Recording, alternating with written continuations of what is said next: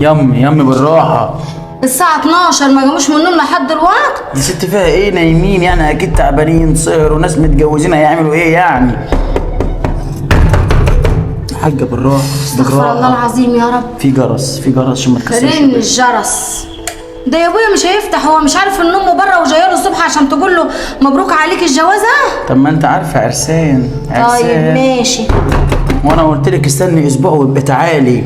اسبوع؟ ما اشوفش ابني اسبوع. لازم في نفس اليوم يا حاجه. اسيبه مع دي اسبوع؟ مالها دي يا امها؟ غولها هي خطفاه يا امي. لا مفيش الكلام دوت. يعني ايه مش هيفتح؟